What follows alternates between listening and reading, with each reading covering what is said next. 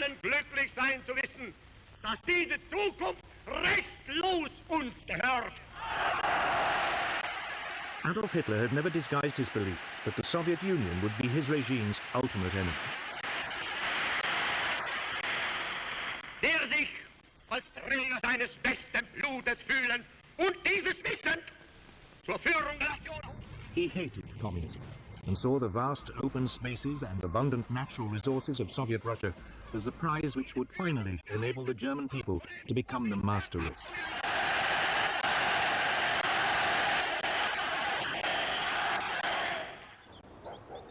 Throughout the early months of 1941, as he stayed at the Berghof, his country retreat in the Bavarian Alps, Hitler planned his greatest gamble. Operation Barbarossa, the assault on the Soviet Union.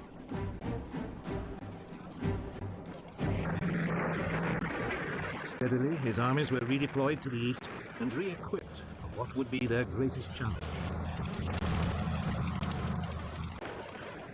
In theory, Stalin's Soviet Union was still Hitler's ally, and Stalin was keen to keep it that way, for his country was woefully unprepared for war.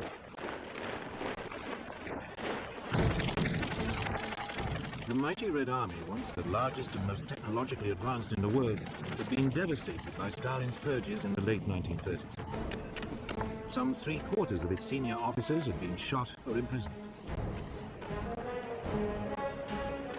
Despite appearances, there had been a catastrophic collapse in morale and efficiency.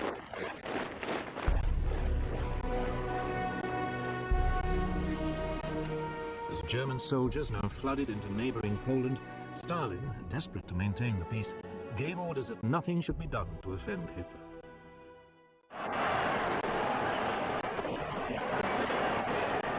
But Hitler had one other task to perform before he could push on to Russia. He needed to secure his southern flank. Romania, Bulgaria, and Hungary were Germany's firm allies. But in March 1941, the Yugoslav government, sympathetic to Germany, was overthrown by pro-British forces. Its next-door neighbor Greece was also pro-British.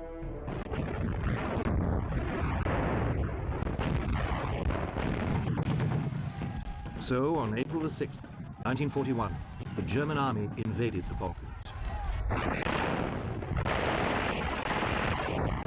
33 German divisions moved into Yugoslavia.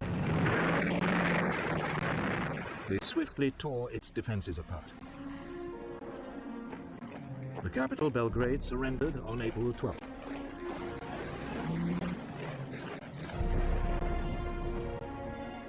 Greece fell almost as quickly. Despite British help, Athens was captured in less than 3 weeks.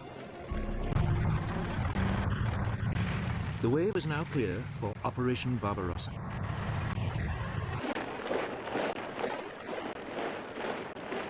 Over 4 million men were to be deployed. They were supported by more than 3,000 aircraft.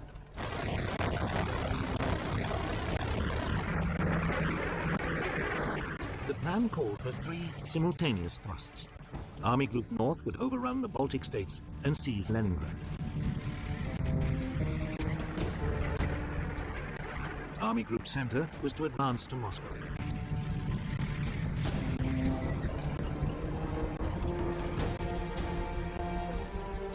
And Army Group South would occupy the Ukraine.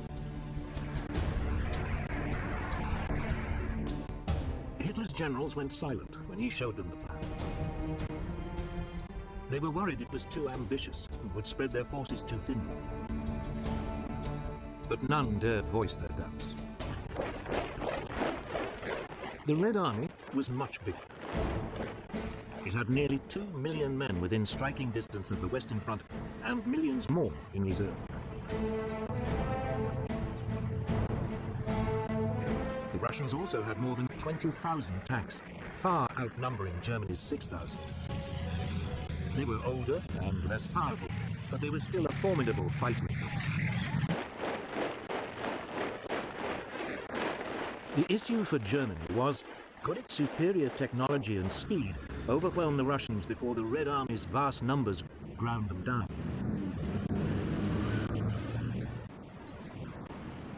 Operation Barbarossa began at 3:15 a.m.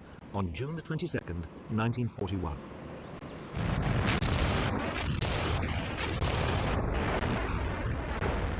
The Luftwaffe joined in at dawn, targeting Soviet airfields.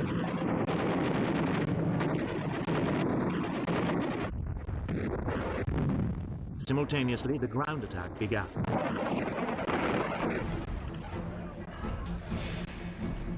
The Germans swiftly crossed the River Bug on the border between Poland and the Soviet Union. Hitler's panzers were soon thrusting deep into Soviet territory. Within 2 days, the panzers had penetrated more than 50 miles. Ill-coordinated Red Army counterattacks were swiftly brushed aside.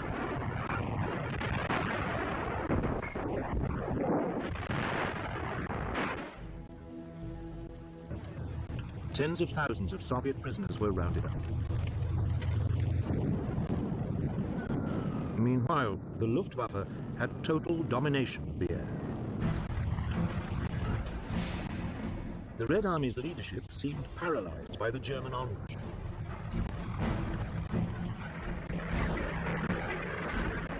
On June the 29th, 7 days after the start of the assault, 2 panzer thrusts met up near Minsk, surrounding huge pockets of Soviet troops.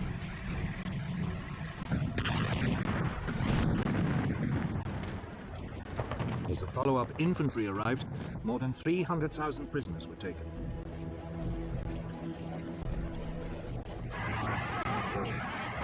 Often the Germans found themselves welcomed as liberators, particularly in the Ukraine, where anti-Russian feeling was widespread. In Moscow, Stalin appeared to have suffered a near breakdown at the news of his betrayal by Hitler. He remained silent for more than a week.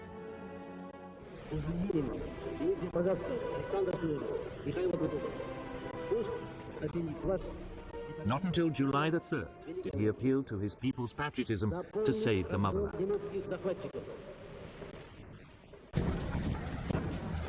In Britain, the Prime Minister, Winston Churchill, received the news of Operation Barbarossa with very different feelings.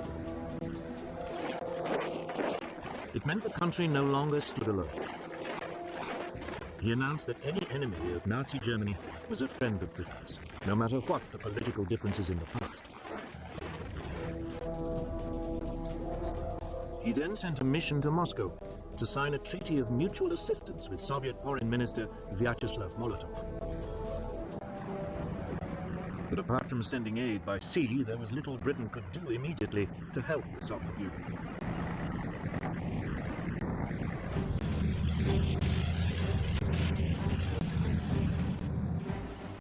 As June turned to July, the German blitzkrieg slashed deeper into Soviet territory. It was beginning to look as if nothing could stop Hitler, but he was about to make his first major strategic blunder.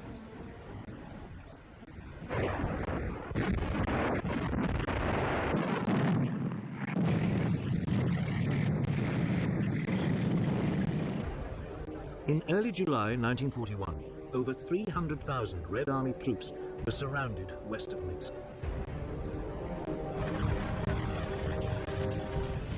Hitler's panzer commanders, in particular General Heinz Guderian, begged to be allowed to race on.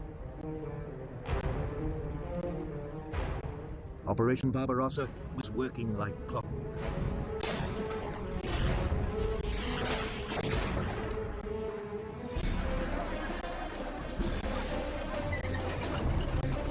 Within a week, the panzers were at Smolensk, deep inside Russia, and only a couple of hundred miles from Moscow. On July the 22nd, a panzer pincer movement met to the east of Smolensk, trapping another 310,000 Soviet troops.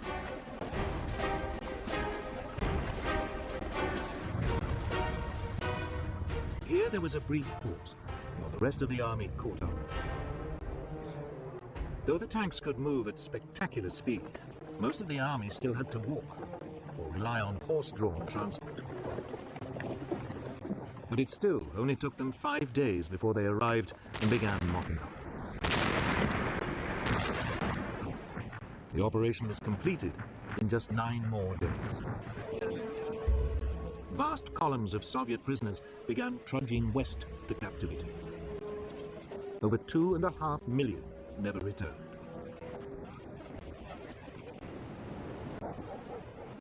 Moscow was now only 200 miles away, and the road lay open. It seemed certain it would fall by the end of the summer, as planned.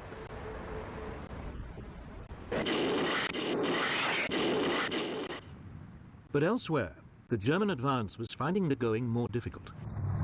The Red Army was counterattacking more effectively, and by mid-July, Army Group South was still more than 50 miles from Kiev. Hitler decided Guderian's panzers should delay their advance on Moscow and swing south to Kiev to provide help. Guderian objected strongly, but Hitler was adamant. There should be no further advance on Moscow until Kiev had fallen. It would turn out to be a fateful decision. There were already worrying signs the Red Army was not going to be the pushover Hitler had been expecting. Soviet manpower seemed endless. More than 16 million troops were now mobilized. And the Red Army now had some formidable new weapons.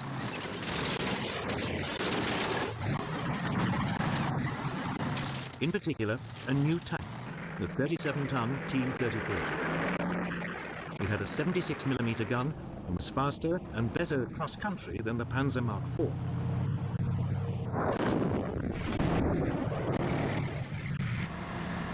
Yet, as the blitzkrieg continued, it was easy to miss the warning signs. Guderian's Panzer Group began its thrust south on August the 23rd, 1941. The panzers of Army Group South struck north 3 weeks later. The pincers met east of Kiev on September the 16th.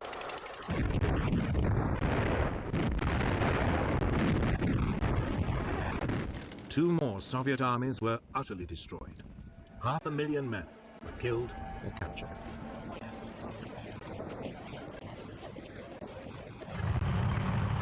On the same day, more than 1,000 miles to the north, Army Group North surrounded the city of Leningrad, today's St. Petersburg.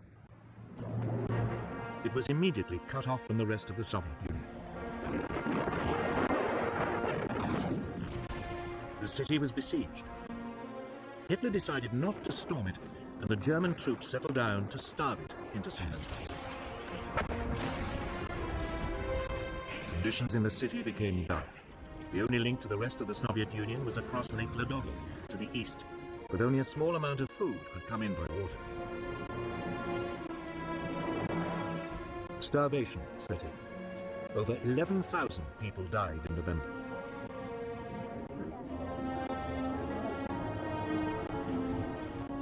Not until December could an ice road be opened across the lake, and there was a slight increase in rations. But 3,700 people died of starvation on one day in December alone.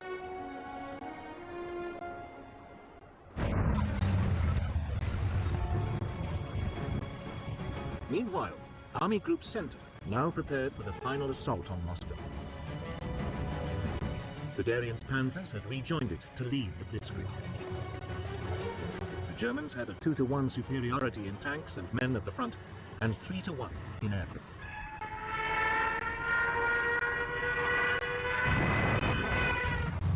The assault started on September the 20th, 1941. Once again, Guderian's panzers slashed deep through the Red Army. By October the 7th, yet more Soviet troops were surrounded. But Stalin was determined to defend Moscow to the last. He appointed Marshal Georgy Zhukov to organize the defense of the city.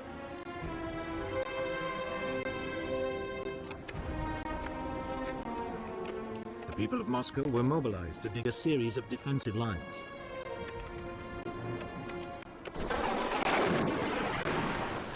But the real obstacle to German advance would be the weather.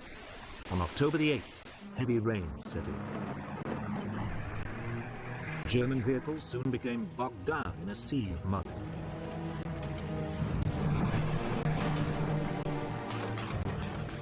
By late October, appalling weather and an increasingly stubborn Soviet resistance meant Army Group Center was still some 50 miles short of Moscow. Hitler was finally paying the price for his decision earlier in the year to delay his advance on Moscow.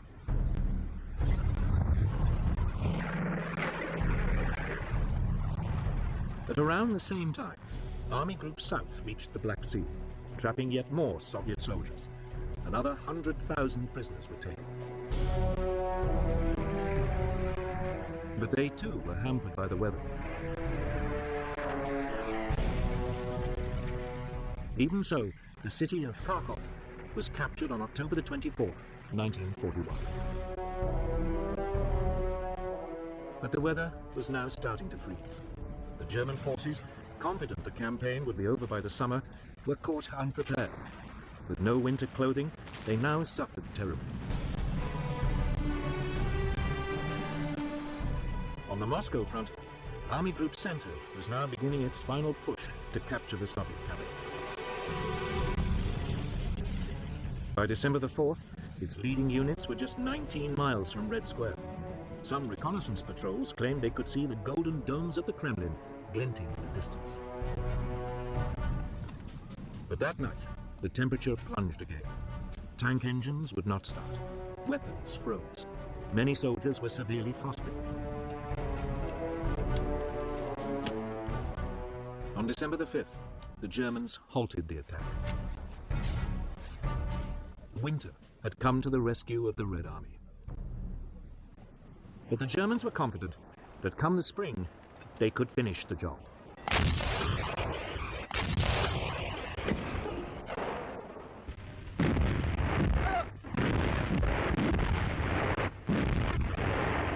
For much of autumn 1941, Stalin's armies reeled under the German onslaught.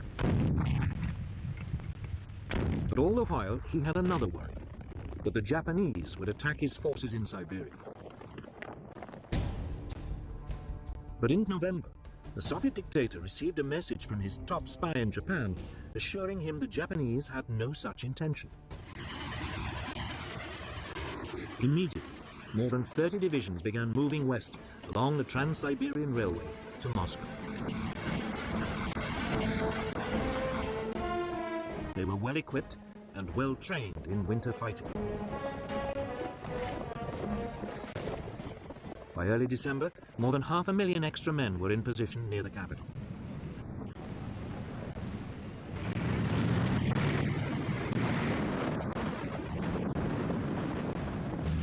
On December the 5th, just as the Germans were abandoning their attempt to capture Moscow, they were hit by a savage Russian attack.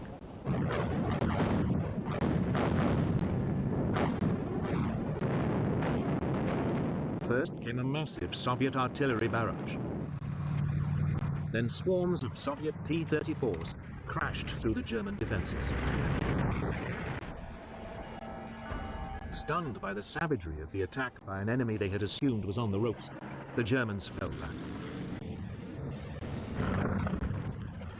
For the next 7 days, the Soviet troops tore into the German forces.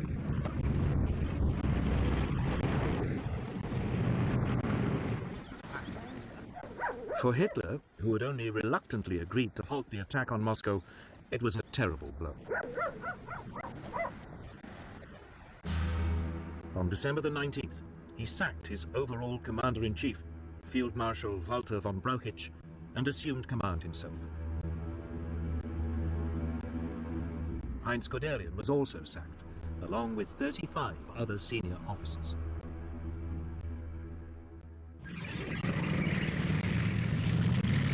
Hitler now ordered that there would be no more retreats. The German troops should fight, and if necessary, die where they stood.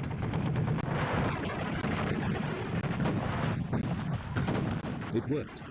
The German line gradually steadied. But Stalin, elated by the Red Army's success, now demanded a massive advance across the whole front. Marshal Zhukov, one of Stalin's most trusted commanders, tried to dissuade him, but Stalin was determined.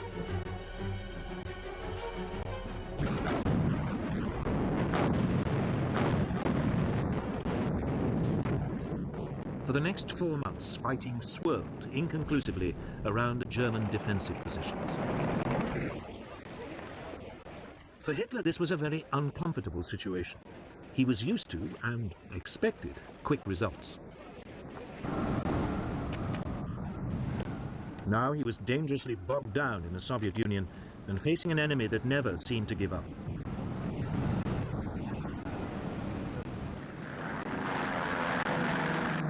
Nor was Russia his only headache. On December the 7th, 1941, Germany's ally Japan attacked the United States without warning. Hitler, with almost no thought, also declared war on the US. With no advanced planning, he had taken on a massive new enemy. As 1941 became 1942, Hitler remained determined to go on the offensive again in Russia. But he needed a new strategy. The original plan of fighting across the whole front was no longer tenable. Moreover, as his economic advisors told him, Germany's oil supplies were running low. So he decided to halt the attacks in the north and instead head for Russia's oil fields in the south. The initial plan for Operation Blue, as it was called, envisaged an assault south of Kharkov, with Army Group A swinging down to seize the oil fields, while Army Group B covered its flank along the River Don.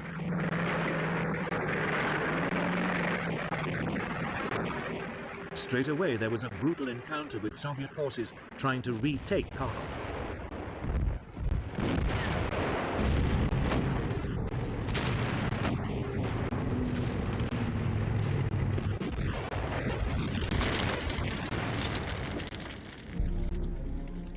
Another 200,000 Soviet troops were captured. 70,000 were killed.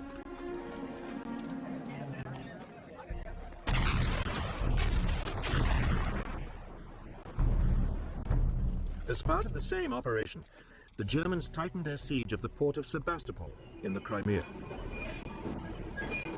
For 8 months, the defenders had been under constant bombardment from German artillery, including a massive 400mm railway gun. In late June 1942, Sebastopol finally fell to the Germans. It was now safe to head for the oil fields.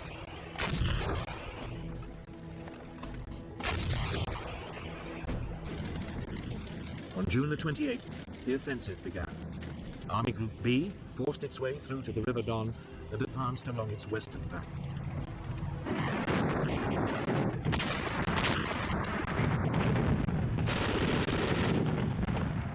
Army Group A faced stronger resistance.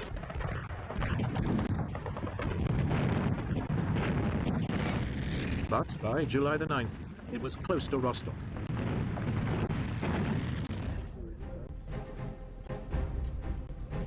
Hitler now made a series of what would turn out to be serious strategic blunders. As Army Group B made its way along the Don, the Führer ordered it to capture Stalingrad, even though the city had no immediate strategic significance. The army had suddenly been given a massive new task. 2 weeks later, Hitler compounded his misjudgment. Frustrated by the slow progress of the campaign in the Caucasus, he diverted the bulk of his panzers down to the mountains. The march on Stalingrad slowed noticeably.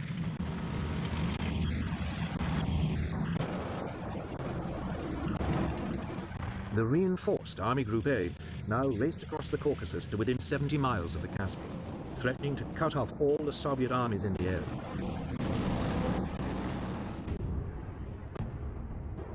But then Hitler changed his mind again. Enraged by Army Group B's slow progress to Stalingrad, he now ordered the panzers back up north. On August the 9th, Army Group A seized the first of the southern oil fields at Maikop. It found them comprehensively trashed.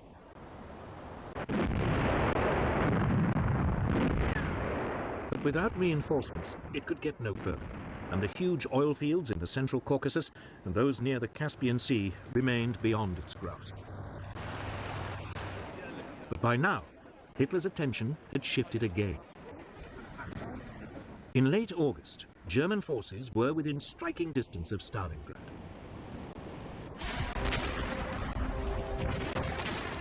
The assault on the city, which bore the name of Hitler's arch-enemy, had begun. It would be one of the most crucial battles of World War II.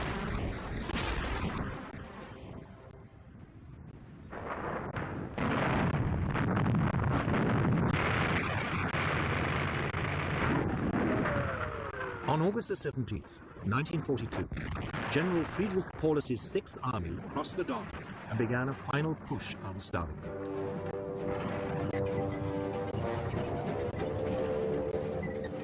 Six days later, one panzer thrust had reached the Volga River just north of the city, and German forces were fighting in the outer suburbs.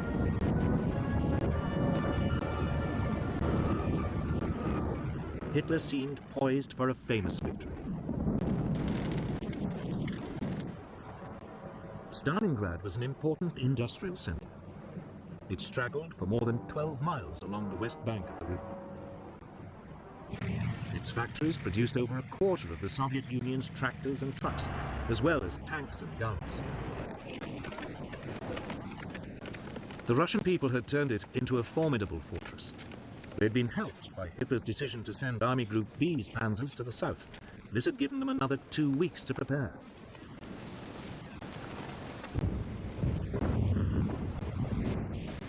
The German plan was to make a direct assault on the city.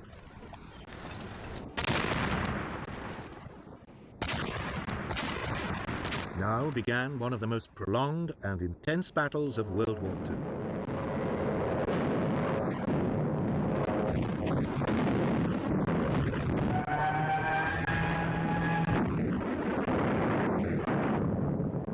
Slowly, the Germans edged forward, street by street, with Stuka dive bombers blitzing just ahead of them.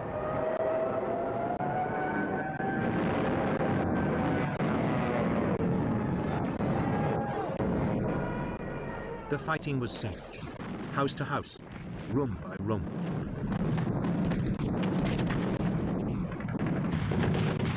The Soviet defenders used the sewers for shelter and communications, and the ruins above for sniping.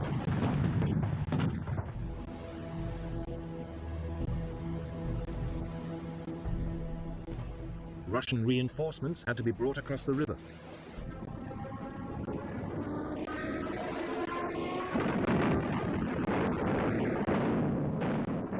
Often they were under assault from the air. But even so, thousands got through. By late September, the Germans had pushed their way through most of the city, almost to the Volga. For Hitler, the capture of Stalingrad was now an obsession. On October the 4th, 1942, General Paulus launched what was meant to be the final assault on Stalingrad. Tanks led the way, grinding over the rubble and firing point-blank into courtyards. One German officer said, "The advance is measured in corpses, not meters."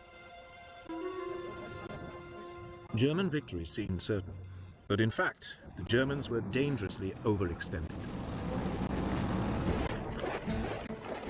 By mid-November, the Soviet army was bringing in reinforcements. More than 1 million troops, 13,500 guns, 900 tanks, and over 1,000 aircraft were secretly moved to the battle zone.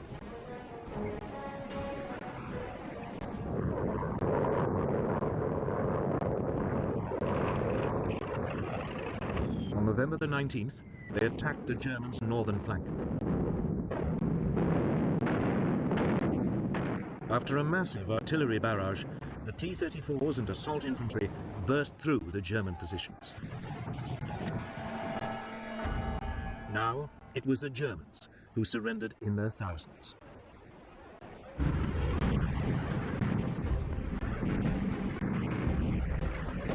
The next day, the Soviet assault in the south was equally successful. And on November the 23rd, these pincer movements met west of Stalingrad, cutting off the German Sixth Army. General Paulus, in charge of the German forces, could have broken out, but Hitler ordered him to stand and fight. The Führer had been assured by the Luftwaffe that sufficient supplies could be airlifted into Stalingrad. This was enough for him to announce that the German positions must hold out until relieved. To help Paulus, Field Marshal Erich von Manstein, the overall German commander in the region, launched Operation Winter Storm on December the 12th. It was an attempt by the German panzers to break the Soviet encirclement of the city.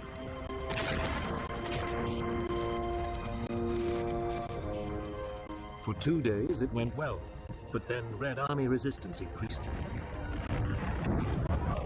By December the 23rd, the German rescue attempt had ground to a halt about 30 miles from the city. Manstein advised the beleaguered Paulus to attempt to break out of Stalingrad. But Paulus wanted Hitler's permission. This was refused. It was probably too late anyway. Marshal Zhukov now unleashed the next stage of his master plan.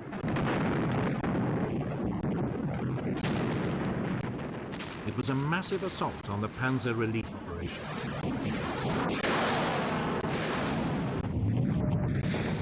The panzers were pushed back, away from the city, and by the end of December, all hope of relieving the German forces in Stalingrad had gone.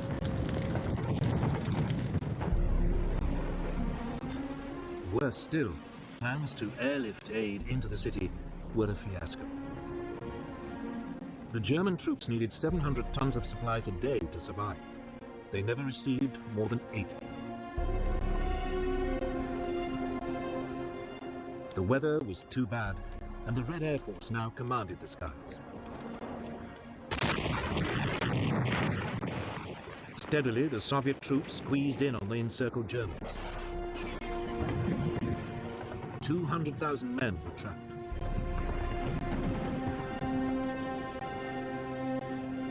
On January the 8th, the Soviets called on the Germans to surrender. They refused.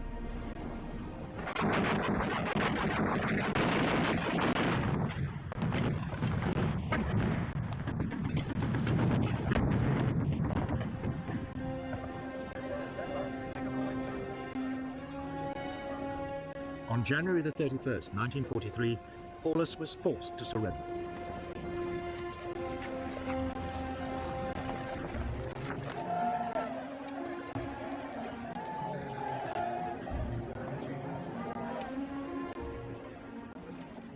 Over 100,000 men stumbled off into captivity. Only 5,000 would ever return to Germany.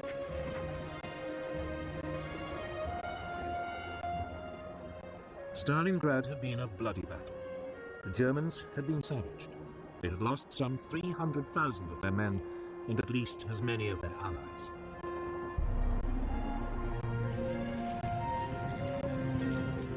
The Russians had lost about the same number, including thousands of civilians.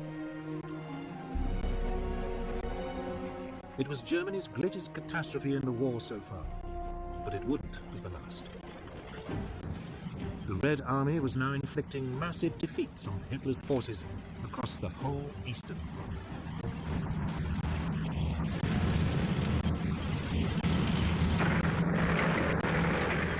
Stalingrad had been a great triumph for the Soviet army. Now its operational commander, Marshal Zhukov, set his sights on Germany's Army Group A, still camped in the Caucasus. Soviet troops thrust their way west of Stalingrad, and by early December 1942 were within 120 miles of Rostov. There was a real possibility all the German forces in the south would be cut off. With little choice, Hitler reluctantly gave Army Group A permission to fall back.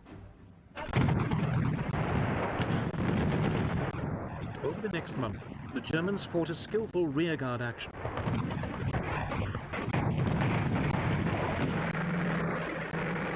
Hundreds of thousands of troops withdrew.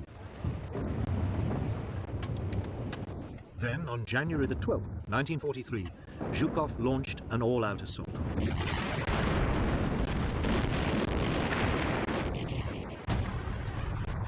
The Soviets attacked along a 500-mile front.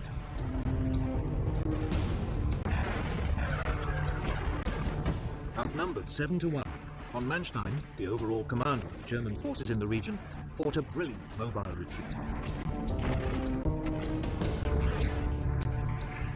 But by the end of February, the Red Army had recaptured both Kursk and the nearby city of Kharkov.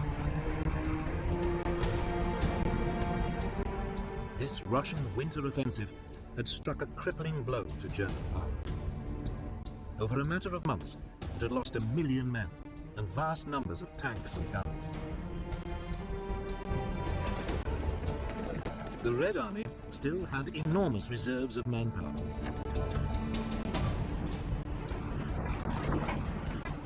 It was also benefiting from a huge increase in weapons production and aid from the United States and Britain.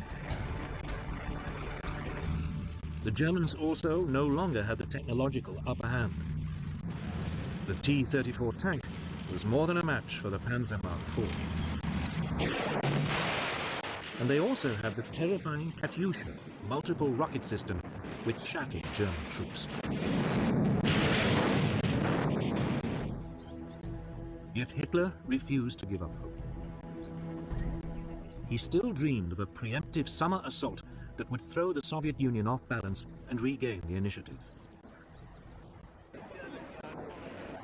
The city of Kursk seemed the obvious place to start. Here, the Soviet assault had pushed a bulge deep into the German lines. It looked temptingly exposed. Hitler decided it should be cut off and annihilated. He also had an ace up his sleeve. The German counterattack would be led by a new generation of German tanks, specially designed to combat the formidable Russian T-34. The massive but slow 55-ton Tiger had a lethal 88mm gun, and its frontal armor made it almost impervious to Soviet tank guns. And then there was the faster 43-ton Panther with a new 75mm gun, also capable of knocking out the T-34. These tanks were so new, Hitler was forced to delay the attack whilst sufficient numbers were manufactured and delivered to the front.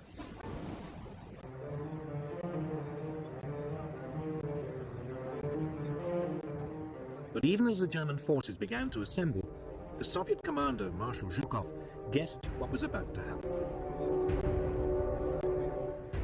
Soon afterwards, he received information from a Soviet spy ring inside the German High Command, confirming the site of the attack. Zhukov ordered the construction of a series of defensive lines with anti-tank ditches, minefields, and deep belts of barbed wire. He also massively built up Soviet forces in the area, pulling in troops and tanks from less vulnerable parts of the front.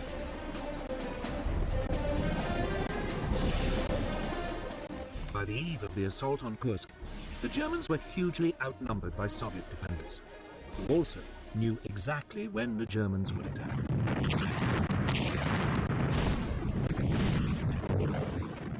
On July the 5th, 1943, just as the German troops prepared to assault, they were hit by a huge Soviet artillery bombardment.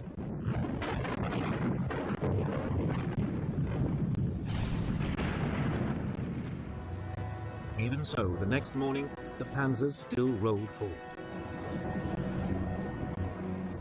But this time, they were up against a well-entrenched enemy.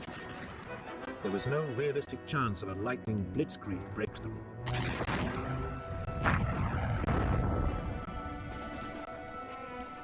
The results were disastrous. In the north, the German army gained a mere 6 miles for the loss of 25,000 men and more than 200 tanks.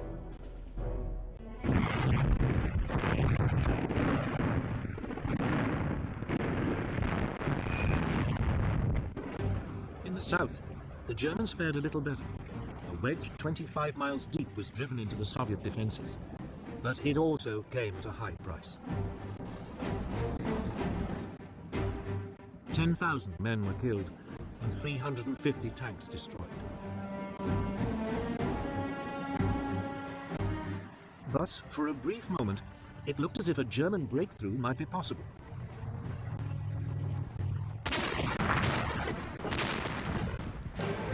Then Zhukov threw in his reserves.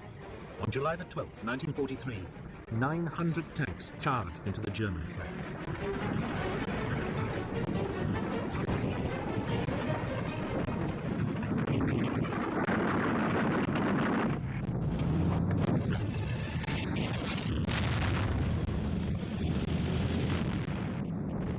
Almost 2,000 tanks now engaged in what was the largest armoured battle of World War II.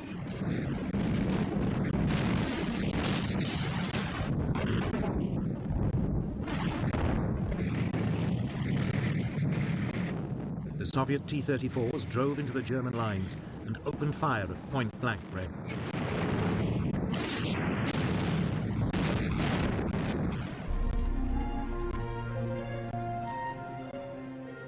After a single day of brutal combat, the Germans had lost a further 350 tanks and were retreating.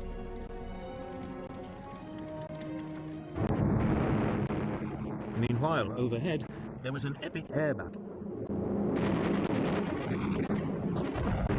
Eventually, the Soviet Air Force established supremacy over the Luftwaffe. Now the Russians could unleash their formidable Ilyushin IL-2 Stormovik tank killers.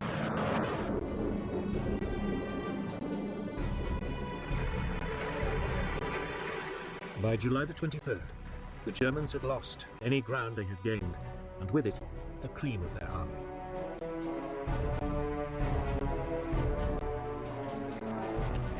Hitler's adventure at Kursk had cost him at least 50,000 troops and more than 700 tanks.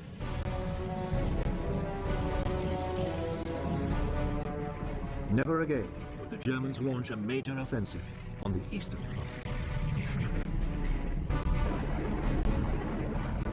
The Russians had turned the tide of the war.